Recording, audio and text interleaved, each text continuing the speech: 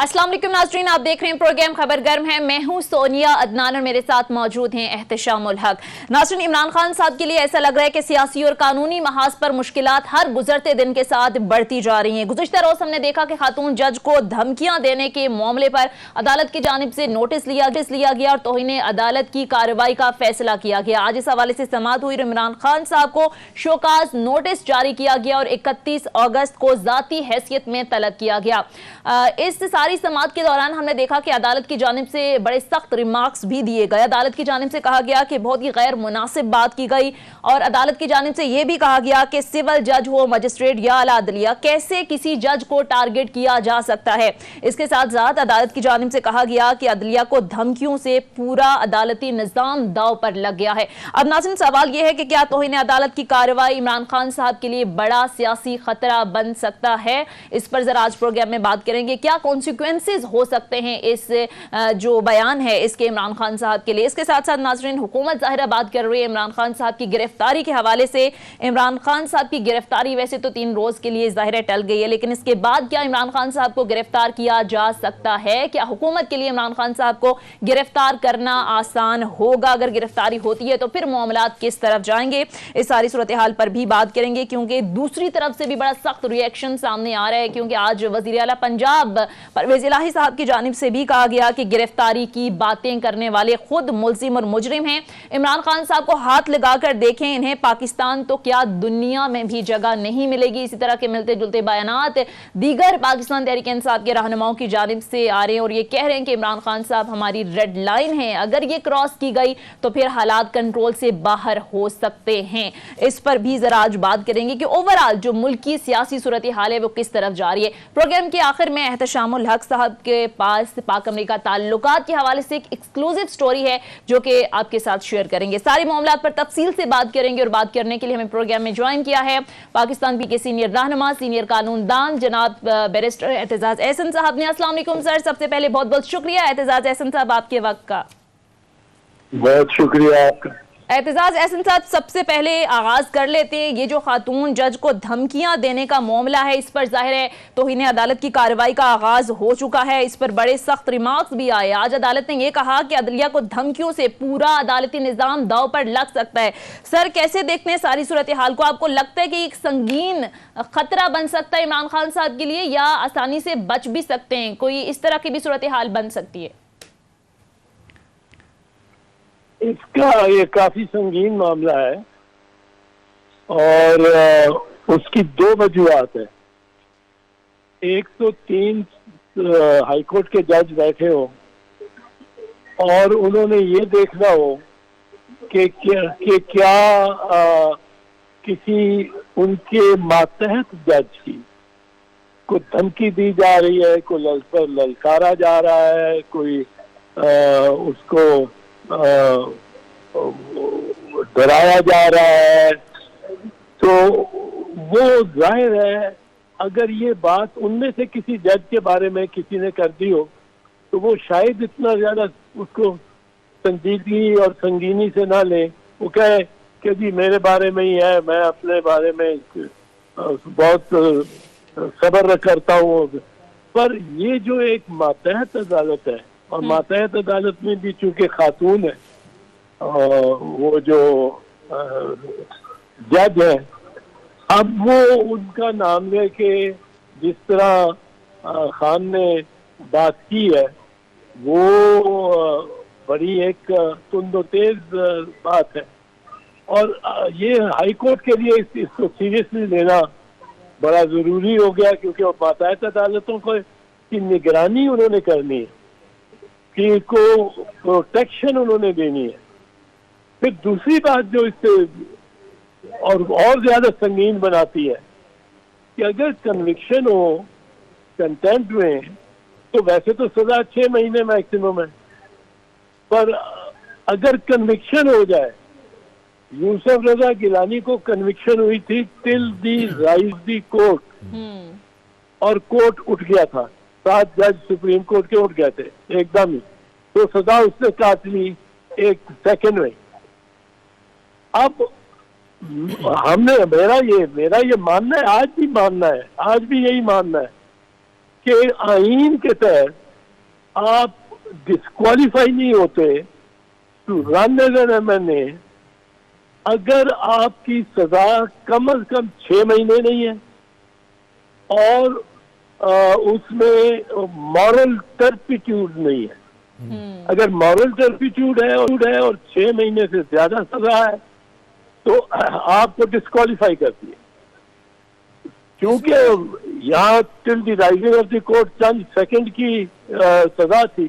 मैंने बिठाया बैठा गिलानी के साथ and we went back to the prime minister's house. Prime minister के दफ्तर हम सारे चले गए क्योंकि प्राइम मिनिस्टर ने तो रिमूव नहीं किया था, उन्होंने तो कंटेम्प्ट की।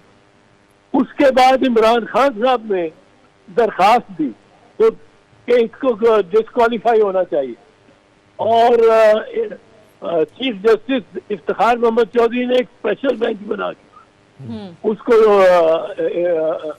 यूसुफ रज़ा गिलानी को डिस्क्वालीफाई कर दिया और हैविंग कमिटेड कंटेम्प्ट। अब वो 6 महीने की बात नहीं रही, कंटेम्प्ट की अगर फाइनिंग आ गई है तो आपको सजा, आपको डिस्क्वालिफिकेशन हो सकती है। जो खान साहब को ज्यादा मुश्किल पड़ सकती है अगर वो आइंदा के इलेक्शन में अपने कागजात जमा कराते हैं तो एक बार तो डिस्क्वालीफाई होंगे। इसमें चौधरी साहब माजिद के साथ एक जो चीज़ मुझे लग रही है अपने यूसुफ रज़ा गिलानी के केस में, आपको याद होगा, डेफिनेटली आपको याद होगा, आप जिस तरीके से इफ्तिखार चौधरी साहब चीफ जस्टिस और बाकी लोग जो जजेस हज़रात थे वो मुसलसल उनको कह रहे थे कि स्विस अदालतों को ख़त लिखो जरदारी साहब के बारे में, और वो ख़त नहीं लिख रहे थे। मतलब एक किस्म का उन्होंने अदालतों को जिज कर दिया था और इवेंचुअली उनको ये करना पड़ा। या तो उन्होंने स्पर ऑफ मोमेंट की बात की हो, एक तो ये बता दें, और दूसरा ये बताएं कि आज मैं देख रहा हूँ मुख्तलिफ लोगों की राय है कि जी ज़्यादातर केसेस में अदालतें पार्डन कर देती हैं। आपको क्या लगता है कि ये माफ़ी हो जाएगी अगर वो माफ़ी मांगते हैं? दूसरी बात चौधरी साहब, कुछ लोग आज ये कह रहे हैं, मैं सुन के बड़ा हैरान हो रहा था, मेरे जहन में नहीं थी लेकिन कुछ वकाला ने बात की कि जी हाई कोर्ट जो है ना वो सुओ मोटो उनके पास इख्तियार नहीं है, ये अगर इख्तियार होता तो चीफ जस्टिस साहब करते, ये अपने तौर पे उन्होंने किया है। आपको लगता है ये बात कुछ सही है या नहीं सही है? जी कंटेम्प्ट का मैटर जो है ना, ये पहले मैं आपको ऐसे कर दूं, कंटेम्प्ट का मैटर ये कोर्ट ऑन एप्लीकेशन और अदरवाइज ले सकता है। उसके लिए कंटेम्प्ट अगर कहीं अदालत की हो रही हो और बाहर अदालत से बाहर तो जज नोटिस ले सकता है। जहां तक रही बात आपकी ये कि कोई इसमें यूसुफ रजा ने मुतसलसल के साथ, तवातर के साथ जजेस के ये हुक्म को मानने से इनकार किया कि वो आसिफ जरदारी के खिलाफ लिखे एक खत, तो जरदारी साहब उस वक्त सदर पाकिस्तान थे। यूसुफ रजा, मैं आज भी कहता हूँ, बिल्कुल उसके सही उसका अमल था कि आर्टिकल 248 कहता है कि सदर पाकिस्तान जब तक वो सदर पाकिस्तान है, इम्यूनिटी उसके बाद उनको वो किसी ऑफेंस में किसी तरीके पे किसी अदालत के सामने नहीं सरमगू किया जा सकता। आप अपने सुप्रीम कोर्ट के सामने जिसको नहीं पेश कर सकते उसको आप स्विट्जरलैंड के 3rd class magistrate Daniel Daewoo के सामने पेश करेंगे। ये असूली फैसला था, दुरुस्त फैसला था यूसुफ रज़ा गिलानी पे, और इससे सजा कंटेम्प्ट की नहीं होनी चाहिए थी। क्योंकि वो कहता था मैं आइन के तहत किसको धक्का दूं अपने प्रेसिडेंट को और स्विट्जरलैंड वाले मैजिस्ट्रेट को कहूं इसको ट्रायल शुरू कर दे। ये अगर हट जाएगा, जब हट जाएगा आसिफ जरदारी साहब, तो उसके बाद जो भी कानून हो। आप लगता है आपको कितना ये मामला सीरियस है कि अगर वो माफ़ी के लिए कहते हैं, इमरान खान साहब जाके जिस तरह 31 अगस्त को उन्होंने ज़ाती हैसियत में उनको बुला लिया है, अगर वो जाते हैं तो आपको क्या लगता है कि जी ये माफ़ी मांग लेंगे, और मांग लेंगे तो एक्सेप्ट हो जाएगी? देखिए ये इन्होंने एक गालम गलोच ब्रिगेड बनाया हुआ था मुस्लिम लीग नवाज ने। वो 3 अफराद थे, ये कलाल चौधरी साहब और निहाल हाशमी साहब थे ये। जी निहाल हाशमी। ये इनको उन्होंने सुप्रीम कोर्ट के आगे इन्होंने गिड़गिड़ा के माफी मांगी और सुप्रीम कोर्ट ने वो माफी लेके रिकॉर्ड जगह पे रख के फिर भी सजा दे दी थी और इनको डिस्क्वालीफाई भी ये हो गए थे। तो ये स्वाबदीद है अदालत की। लेकिन मेरे ख्याल में एक मुझे याद पड़ता है कि जब भुट्टो साहब तकरीरें जलसे में करते थे तो वली खान साहब ने या किसी ने कोई दरख्वास्त दी कि इन्होंने हैदराबाद ट्रायल के बारे में वो हमारा केस प्रेजुडिस किया है, बड़ा थ्रेटन कर दिया जजेस को कि ये अगर ये नहीं करेंगे तो ये इराकी असला और ये गद्दार, ये लोग किस तरह, ये सब बात। सर, ये माफी मांगने में तो आपको क्या ख्याल है, तामुल तो नहीं करेंगे? इलेक्शन कमीशन से तो माफी मांग चुके हैं, आपने देखा थ्रू बाबर अवान के। इतनी लड़ाई होने के बावजूद भी वहां से माफी मांगी थी इमरान खान ने। नहीं, माफी गुरेज तो कुछ करना पड़ेगा, खान को गुरेज तो करना पड़ेगा अपने करियर, अपनी पार्टी के सारे के लिए। अगर वो डिस्क्वालीफाई हो जाता है तो ये ठीक है, he can continue to do politics. He can't only be a member, सिर्फ he can't be a member of parliament और प्रोविंशियल असेंबली और the senate, but he can do politics. But यहाँ मेरा ख्याल है उनके लिए बेहतर यही होगा कि वो जरा सर तस्लीम खम कर दे। ठीक है, और सही। अच्छा, एतजाज एहसन साहब, जाहिर है जिस तरह से अभी आपने बात की कि अगर इमरान खान साहब अनकंडीशनल माफी मांग लेते हैं तो ये अदालत की सवाबदीद है, अदालत उन्हें माफ करे या ना करे।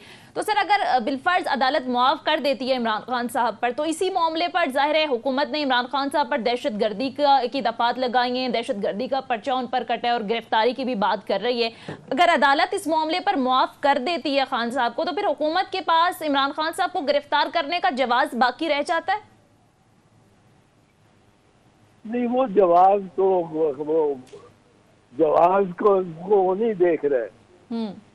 वो जिस तरह हुकूमत, ये हुकूमत क्या है, ये असल में राना सनाउल्लाह राजपूत है, वो ये पॉलिसी डिटरमिन कर रहा है ज्यादा।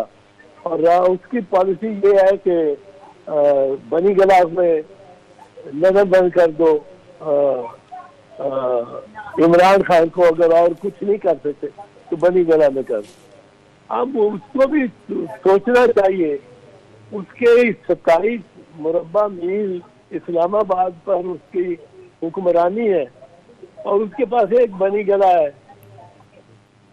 लेकिन जो पीटीआई के यूथिये हैं उनके पास तो फिर सैकड़ों बनी गला है जहाँ वो गिराव कर सकते हैं। वो हर प्रोमिनेंट ऑफिस होल्डर के ऑफ द पार्टी के नून लीग के बाद गिराव कर रहे हो, तो ये तो बड़ी एक। और दूसरा चौधरी साहब देखे ना, ये जो सोनिया पूछ रही है कि दहशतगर्दी का मुकदमा माफी के बाद खत्म हो जाएगा, मेरा ख्याल है वो हुकूमत के पास जवाब होगा कि वो कहेंगे जी चलें, वो तो अदलिया ने माफ़ किया ना, इन्होंने आईजी डीआईजी और एडमिनिस्ट्रेशन और कोई छोड़ा नहीं, जिनको इन्होंने ये नहीं कहा कि आप नहीं छोड़ेंगे। अच्छा चौधरी साहब, 2 चीज़ें पूछना चाहूँगा। एक तो ये कि आपका मैंने बयान पढ़ा है कि मैंने सुना है कि आपने कोई मशवरा दिया है इमरान खान को इन हालात में वो सुलह कर लें। आपको लगता है कि जो मशवरा दिया है, बहुत सारे लोगों ने कहा है कि ये आपका मशवरा बिल्कुल ठीक है। दूसरा, वो जरदारी साहब को लोग कोट कर रहे हैं, उन्होंने भी कहीं बात की है कि इसको गिरफ्तार नहीं करना, इमरान को गिरफ्तार करेंगे तो ये इससे बड़ा लीडर बन जाएगा। जी सर। तो सिर्फ ये कहा था, मैं तो ये कहता हूँ और यही कहता हूँ कि अगर डेसिबल लेवल जो है, लहजा जो है, वो इतना ऊंचा और इतना श्रिल और सख्त ना हो तो बहुत से काम हो सकते हैं। आप अपनी अपनी जगह रहे, पर लहजा डेसिबल लेवल कम करें।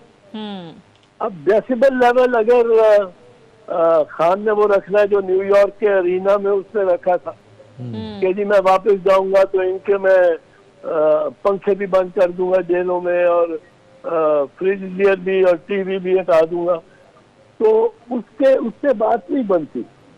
लहजा अगर नरम रखा जाए तो उससे मैंने कहा कि सीखना चाहिए जरदारी से।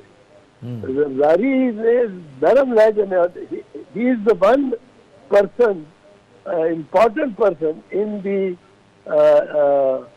government, not in power. Power में तो establishment है। गवर्नमेंट हमें ये गवर्नमेंट देते हैं, हुकूमत देते हैं हर दफा। तो ये सब ये खाली इमरान खान इस तरह की गुफ्तगू कर रहे हैं, उनके जो बाकी लोग भी हैं वो बड़ी खौफनाक बातें कर रहे हैं। अली अमीन गंडापुर कहता है कि हम अवामी ताकत के जरिए इस्लामाबाद पे कब्जा कर लेंगे। अब परवेज खट्टर साहब कहते हैं कि इमरान खान साहब को किसी का बाप भी नहीं गिरफ्तार कर सकता। इस तरह बाकी लोग जो है ना, इस तरह की परवेज लाई ने भी सख्त बयान दिया है जी। तो चौधरी साहब आपका माशाल्लाह बड़ा पॉलिटिकल एक्यूमेन है, आप कई दफ़ा वजीर भी बने हैं और साथ साथ माशाल्लाह पाकिस्तान के टॉप लायर भी हैं, कॉन्स्टिट्यूशनल एक्सपर्ट भी हैं। आपको क्या लगता है कि जो इस वक्त सूरत हाल बन रही है, ये पॉइंट ऑफ नो रिटर्न पे लड़ाइयाँ चली गई हैं?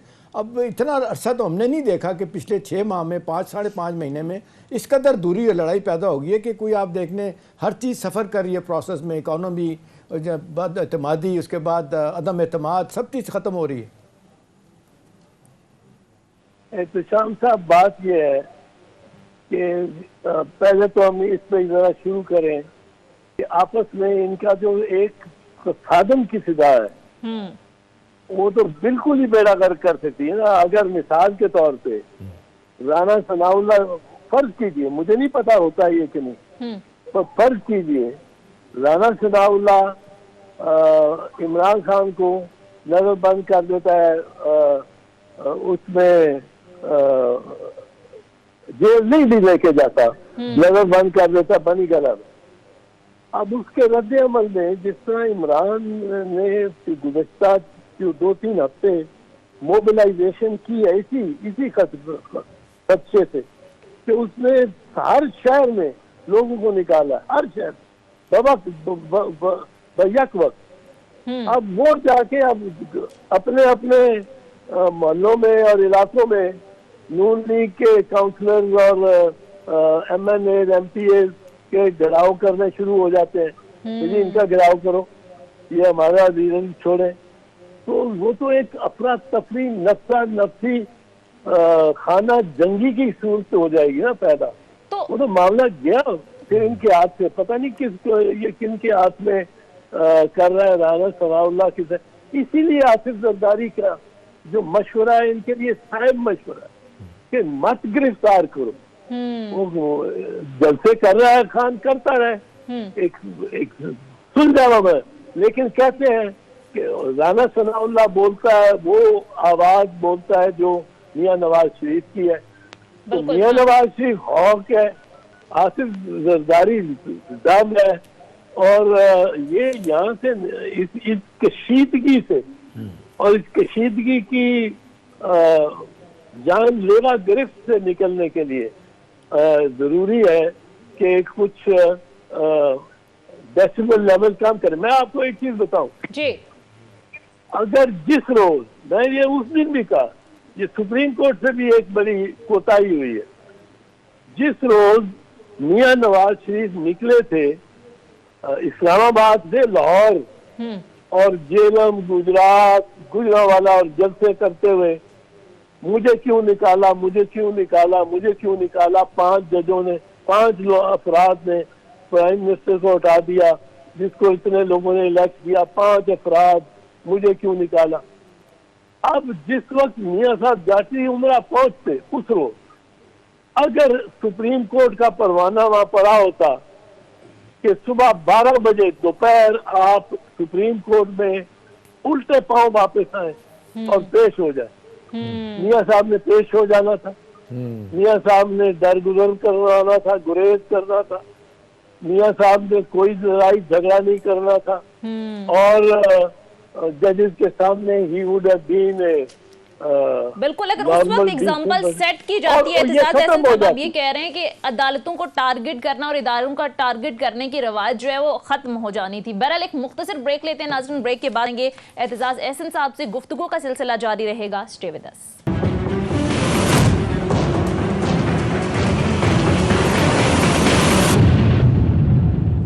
ब्रेक के बाद खुश आमदीद। अच्छा एहतजाज एहसन साहब, इस जो तौहीन अदालत का मामला है, इस पर पाकिस्तान तहरीक इंसाफ का या खान साहब का मौक़िफ़ ये है कि हमने कानूनी कार्रवाई की बात की है, वो कह रहे हैं कि हमने धमकी नहीं दी। तो आपको लगता है कि ये प्ली ले सकते हैं इमरान खान साहब अदालत में जाकर, या आपके ख्याल में किसी जज को एक जलसे में कानूनी एक्शन की धमकी देना भी उनके फैसले के हवाले से ये भी कंटेम्प्ट कोर्ट के जुमरे में आता है, या आपको लगता है कोई प्ली ले सकते हैं इस हवाले से इमरान खान साहब? देखें, बात यह है दिफा की क्या प्ली लेनी है क्या नहीं लेनी, ये तो मुनासिब तौर पे उनके वकलाई फैसला कर सकते हैं ना, और उस पर जजमेंट देनी है अपने कुलीग पे कि वो सही कर रहे हैं गलत कर रहे हैं, ये मुनासिब नहीं होता। और फैसला 3 जज बैठे हुए हाई कोर्ट के, तीनों बड़े सेंसिबल जजेस हैं। कोई उनमें से बहुत ज्यादा शमशीर बकफ नहीं है, होते थे शमशीर बकफ जजेस भी हुआ करते थे और होते हैं भी आजकल भी है, पर इनमें से तीनों में से कोई नहीं है, तो एक मुनासिब फैसला ही होगा। हाँ, ये मैं जरूर समझता हूँ कि इमरान खान से किसी न किसी कदर गुरेज की तवक्को वो जरूर करेंगे। वो माफीनामे तक है या सिर्फ एक यकीन दहानी है कि आइंदा इस तरह नहीं करेंगे, पर वो ये जरूर तवक्को करेंगे, क्योंकि अगर उनमें से किसी के अपने खुद के खिलाफ इस तरह की बात की होती तो वो के दरगुजर भी कर सकता था, कह सकता था कि चलिए मैं नोटिस नहीं लेता। नाअहली से कम की गुंजाइश है आप कह रहे हैं? लेकिन चूंकि ये एक मातहत जज के बारे में और मातहत जज भी खातून है, तो उसको तहफ़्फ़ुज़ देना, एक लिहाज से तहफ़्फ़ुज़ देना उसको, ये जजेस महसूस करेंगे कि उनका फर्ज है कि उसको तहफ़्फ़ुज़ दें। तो इसलिए वो इमरान खान से जरूर तवक्को करेंगे कि इमरान खान कोई ना कोई तासुफ का इजहार करें। ठीक, इसमें चौधरी साहब ये जो अब सियासी लड़ाई हम देखते हैं कि इतनी आगे चलेगी, बार बार लोग कहते हैं कि जी ये सियासी लड़ाई ज़ाती लड़ाई बन गई है, एक तरफ 13 पार्टियां हैं, फिर इस्टेब्लिशमेंट के साथ भी उनकी लड़ाई है, अब लोग तुले हुए हैं, कहा जा रहा है कि उनको नाइल करार देना है। अब एक केस नहीं है, वो खुद कहते हैं मेरे पे 13 FIRs हैं, फिर उसके बाद आप देख लें ममनुआ फंडिंग है, उसके तोशाखाना है, फिर ये इसके बाद एंटी टेररिस्ट कोर्ट वाला भी मामला आ गया है। तो आपको लगता है कि आपका तजर्बा क्या कहता है कि जी क्या स्टेज पे हमारी इस्टेब्लिशमेंट, हमारी अदलिया, सारे लोग जो हैं, सिविल सोसाइटी ये अफोर्ड कर सकते हैं कि इतनी बड़ी पार्टी का लीडर, बहरहाल जो मर्जी इख्तलाफ करें, आज हम रोज़ यही कहते हैं कि को मालिया पे बैठे हैं पॉपुलैरिटी के अतबार से, इनको राइट ऑफ करना, सियासत से निकालना, माइनस करना, आपको लगता है आसान होगा? देखिए, सियासत से निकालना किसी को भी नहीं जा सकता, किसी को भी नहीं निकाला जा सकता। जो अपनी हैसियत पे जहाँ बैठा हुआ है उसको नहीं निकाला जाए, उसको फांसी लगा दो वो जिंदा रहता है, उसको दर बदर कर दो वो जिंदा रहता है। अब आप नवाज शरीफ की बात लें, नवाज शरीफ निकाला गया 1993 में, नवाज शरीफ निकाला गया 1999 में, और बड़े बड़े चार्जेस लगे और जेल हुई, जेल से फिर वो सरूर पैलेस पहुंच गया। तो अब नवाज शरीफ के ऊपर जो चार्जेस लगाने लग सकते हैं वो लगे हुए हैं, कन्विक्शन हुई है। पर आपका ख्याल है नवाज शरीफ सियासत में खत्म हो गया? नवाज शरीफ के पास सारी काबीना जाके लंदन उसके सामने हाजिर होती है। तो ये कोई खत्म नहीं होता, ये कोई समझे कि कोई खत्म हो जाएगा इस तरीके से या उस तरीके से, ये खत्म नहीं होता जब तक वरना खुद हौसला ना हार जाए, छोड़ जाए। ठीक है, सियासती से वो मेरा नहीं ख्याल इमरान खान करने वाला है। ठीक है। अच्छा एतजाज एहसन साहब, खान साहब जो बात कर रहे हैं बार बार की पूरी एक प्लानिंग जो है वो की जा रही है कि मुझे नाहल कराया जाएगा, फिर नवाज शरीफ साहब को बुलाया जाएगा और मुझे और नवाज शरीफ साहब का मुवाजना किया जाएगा। आपको लगता है कि ऐसी कोई सूरत हाल बन सकती है कि दोनों जो मकबूल सियासी लीडर हैं, जिस तरह से आपने भी बात की कि नवाज शरीफ साहब को नाहल तो कर दिया गया लेकिन उनकी मकबूलियत या सियासी हवाले से उनको नहीं आउट किया जा सका सियासत से, तो आपको लगता है ऐसे हालात बन सकते हैं कि नवाज शरीफ और इमरान खान साहब दोनों को लेवल प्लेइंग फील्ड दी जाए कि आप दोनों आप नाहल हैं, तो जिस बेस पर नाहली हुई है इस हवाले से कोई नवाज शरीफ को रिलीफ देने के लिए पार्लियामेंट के अंदर कोई कानून साजी हो सकती है? यहाँ तो पाकिस्तान में तो सोनिया माजी के अलावा कोई पोशीन गोई की नहीं जा सकती। You can predict nothing but the past, ये मैं बार बार कहता हूँ। आपको किसी को ख्याल था मार्च के महीने में कि मई तक काया ही पलट गई होगी? जो मतलब जिस पे इल्जाम है कि वो जेल भेज रहा है लोगों में, वो जेल के दाने पे खड़ा है, और जो जेल में उस दिन हाजिरी लगवा के आया वो वजीर आजम का हलफ ले रहा होगा। अदालत में करप्शन केस 14 अरब के कितने का वो उस दिन केस पे हाजिरी लगा के आया, और शाम में वो प्राइम मिनिस्टर ऑफ पाकिस्तान है। ये पता नहीं, खबर नहीं है अल्लाह ताला की क्या मसलियत है या मशीयत है कि ये चीज, ये कुछ नहीं, मैं जो नहीं कुछ कह सकता कि दोनों आ जाएंगे। इसमें आपको क्या लगता है, आपका तजुर्बा क्या कहता है कि ये सियासत में जो कहा जाता है मुकालमा बड़ा ज़रूरी है, बातचीत बड़ी ज़रूरी है, अब जिस अंदाज से हम देख रहे हैं कि इमरान खान साहब बात करने के लिए तैयार नहीं, शहबाज शरीफ साहब ने ऑफ़र भी की थी, मजाक भी उनका उड़ाया गया। अभी आपको क्या लगता है कि जी अब इलेक्शन एक हल है? कुछ लोग कहते हैं सारी लड़ाई किसी ना किसी तरीके से ख़त्म हो सकती है, लेकिन दूसरे तरफ कहा जा रहा है कि जी PDM वाले अफोर्ड नहीं कर सकते कि जो महंगाई स्टेज पे जाना मारे जाएंगे, इमरान की बात नहीं मानी जा रही। आपको लगता है फिर हल क्या है? अगर इलेक्शन में भी नहीं जाना, इलेक्शन भी नहीं करवाने, ये परपेचुअल एग्नी से हम गुजरते रहेंगे, क्या होगा फिर? ये हमने अपना बेड़ा गर्क करना है। हम तुले हुए हैं अपना बेड़ा गर्क करने पे। हमारे पास कोई सोच नहीं है, कोई प्रोग्राम नहीं है। अरबों शरबों से मिन्नत समाजत का शकोल जाके ले आते हैं, रखते हैं सामने और वो कुछ डाल दे तो हम हमारे 2 दिहाड़े और गुजर जाते हैं। ये आपस में बातचीत क्या, एक दूसरे से एक कमरे में बैठने को ये तैयार नहीं।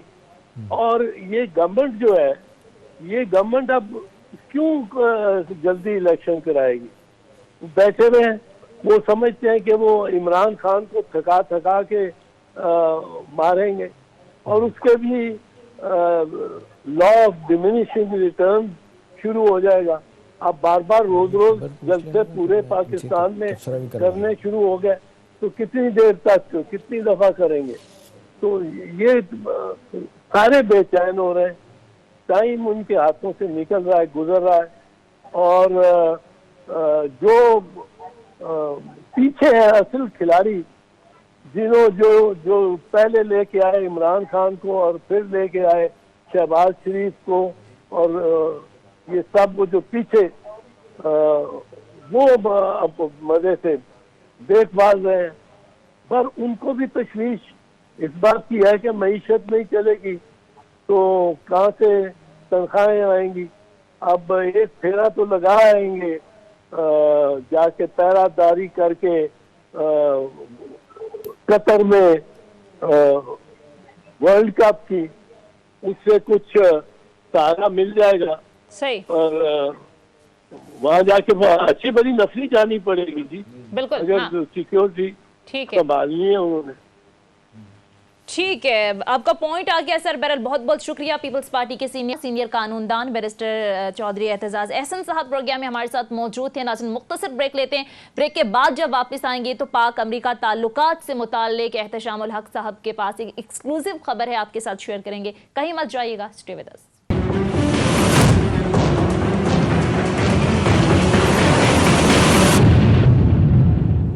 ब्रेक के बाद खुश आमदीद। एहतशाम साहब, पाक अमरीका ताल्लुकात जो हैं वो पिछले कुछ अरसे से हमने देखा कि सर्द महरी का भी शिकार रहे। अब क्या कोई बड़ा ब्रेक थ्रू सामने आ रहा है, कोई ब्रेक थ्रू के इम्कानात हैं? सुनिए, देखिए, इसमें कोई शक नहीं है कि 3 साल के पीरियड में इमरान खान की हुकूमत के दौरान ताल्लुकात बस ऐसे ही थे, लेकिन इनके जाने के बाद वोट ऑफ नो कॉन्फिडेंस मंजूर होने के बाद ताल्लुकात बड़े ख़राब हुए पाकिस्तान अमेरिका के, क्योंकि इमरान खान साहब मुसलसल कह रहे हैं, आज भी कह रहे हैं कि साजिश के ज़रिए अमेरिका ने यहाँ से हटाया गया, इसलिए इम्पोर्टेड हुकूमत को कहा जा रहा है। सुनिए, बहुत बड़ी खबर है। खबर यह है कि जी अमेरिका के साथ ताल्लुकात बेहतर करने का जो सिलसिला है ना, बड़ी तेज़ी से शुरू हो गया। अभी देखें कि नवाज शरीफ अपना इमरान खान साहब थ्रू आउट 3 सालों में कहते रहे कि सदर बाइडन उनको दावत के लिए बुलाएं, बड़ा असर रसूख इस्तेमाल किया गया, नई मुलाकात, फ़ोन कॉल तक नहीं की। अब अगले महीने के वस्त में अमेरिका में एक फूड सिक्योरिटी समिट हो रही है, जिसमें प्रेसिडेंट बाइडन वो शहबाज शरीफ साहब को एज प्राइम मिनिस्टर वहाँ दावत देने जा रहे हैं, और एंथनी ब्लिंकन जो वज़ीर ख़ारजा हैं वो बिलावल भुट्टो ज़रदारी को वहाँ बुलाने के लिए बाकायदा दावतनामा देने जा रहे हैं। और ये जो बताया गया हमें वो बहुत बड़े इशारे हैं कि अमेरिका के साथ ताल्लुकात की बहाली का प्रोसेस बड़ी तेज़ी से शुरू हो गया। पिछले हफ्ते आपने देखा सेंटकॉम के चीफ, आर्मी चीफ से भी मुलाकात करते हैं, और इसी तनाज़र में बहुत सारी बातें जिसमें कहा जा रहा है, अभी जिक्र भी किया गया, कतर में फीफा वर्ल्ड कप जो हो रहा है फ़ुटबॉल का, पाकिस्तान के अफवाज पाकिस्तान के लोग सिक्योरिटी के लिए जाएंगे, कहा जा रहा है कि अमेरिका ने वहाँ पर भी अपना सुरूख इस्तेमाल किया है। देखें, इस वक्त सूरत हाल ये है कि पाकिस्तान को सबसे बड़ा मसला इक़्तिसादी बना हुआ है। 7.9 बिलियन डॉलर के ज़र्व हैं। अब ये इत्तलात ये हैं कि अमेरिका के ताल्लुकात की बहाली के बाद IMF, Asian Development Bank, World Bank, Qatar, Saudi Arab, UAE के बाद हमारे थोड़े दिनों के अंदर 16 बिलियन डॉलर के ज़र्फ हो जाएंगे। और अमेरिका ने बड़ा वाज़े तौर पे इशारा दे दिया कि हर फील्ड में, ख़ास तौर पे एनर्जी, एजुकेशन, उसके अलावा पावर सेक्टर में और इंडस्ट्रियलाइजेशन, इन्वेस्टमेंट के हवाले से वो भरपूर पाकिस्तान की मदद करेंगे। और मैसेजिंग, सिग्नलिंग, पोस्चरिंग उनकी तरफ से ये है कि आपके साथ हमारे ताल्लुकात बहुत अच्छे निभेंगे। और आप देखेंगे आइंदा आने वाले दिनों में ये किस तरह साबित होते हैं। और एहतशाम साहब, मौसमी मुश्किलात भी फिर कुछ कम होने जा रही हैं? डेफिनेटली कम होंगी, क्योंकि आप देखें अमेरिका कहा जा रहा है कि जी मार्केट एक्सेस और ज़्यादा पाकिस्तान को दे सकता है पाकिस्तानी एक्सपोर्ट के लिए। यूरोपियन यूनियन जो है ना, वो आप देख लें, वो भी कह रहे हैं कि पाकिस्तान के साथ मामलात बहुत अच्छे करेंगे। और ख़बरें यहाँ आ रही हैं कि पाकिस्तान की इक़्तिसादी मुश्किलात कम करने में अमेरिका बड़ा भरपूर रोल प्ले करेगा। और सदर बाइडन का प्राइम मिनिस्टर शहबाज शरीफ साहब को बुलाना और एंथनी ब्लिंकन का बिलावल भुट्टो ज़रदारी को इस मौके पे फूड सिक्योरिटी मीटिंग के मौके पे बुलाना और अलहदा उनसे मुलाकात करना, दो तरफ़ा ताल्लुकात बढ़ाने के वाले से ये बहुत बड़ा ब्रेक थ्रू है। और हमारी इत्तलात सुनिए ये है कि इससे मौजूदा हुकूमत की इक़्तिसादी और सियासी तौर पे मुश्किलात बड़ी हद तक जो है ना वो कम हो जाए। ठीक है, आखिर में सर, पोलियो के हवाले से अगर कोई मैसेज देना चाहें, ज़ाहिर है पोलियो के हवाले से पाकिस्तान के अंदर भी बहुत काम हुआ है, दीगर जो ममालिक हैं वहाँ तो इसको मुकम्मल तौर पर ख़त्म किया गया है, लेकिन आगाही के लिए कोई मैसेज अगर आप देना चाहें? सोनिया, मैंने क्या मैसेज देना, असल बात यह है कि हमारे सब लोग जो है ना, जो पढ़े लिखे भी हैं और जो नहीं भी हैं, एक मुद्दत तक हमने देखा गांव देहातों में इसको लिया गया। और बिल गेट्स जो अमेरिका के बहुत बड़े आदमी हैं, उन्होंने इस हवाले से बड़ी पाकिस्तान की मदद भी की है। देखिए, अगर हमारी कौम, हमारे नौजवान, खुदा न खास्ता अगर ये दोबारा से शुरू हो जाता है सिलसिला, अभी एक भी जो है ना वो केस पकड़ा जाता है तो दुनिया हिल जाती है कि ये इसके असरात आगे चल के भी आएंगे। मेरा ख्याल है इतनी मजबूरियों के बावजूद कि दहशत गर्दी भी है, रोकने के लिए क्या क्या हरबे इस्तेमाल किए जा रहे हैं, मज़हब का इस्तेमाल किया जा रहा है, मेरा ख्याल है सारी दुनिया बहुत आगे चली गई है। अपनी कौम को, अपने नौजवानों को, ख़ास तौर पर बच्चों को सही सलामत रखना, माजूरी से बचाने के लिए बड़ा ज़रूरी है कि इस पर भरपूर तरीके से सारे सेगमेंट ऑफ द सोसाइटी हुकूमत की मदद करें, ताकि हमारे यहाँ बच्चे माजूरी से जो बच सकें। और इस हवाले से जो पाकिस्तान का नाम आता है कि जी शायद एक आध मुल्कों में पाकिस्तान रह गया है जहाँ पे इशूज़ है, पूरी दुनिया में पोलियो ख़त्म हो गई है, लेकिन अल्लाह करे कि हमारे लोग इसका एहसास करें और ये यही सोच के कि हमारे बच्चे हैं पोलियो फ्री जो है वो बनाया जा सके। फैसला हमने आज करना है क्योंकि बच्चे ने कल चलना है। नाज़रीन, ये था हमारा आज का प्रोग्राम। इस हवाले से फीडबैक जरूर दीजिएगा। अगले प्रोग्राम तक इजाजत दीजिए। खुदा हाफ़िज़।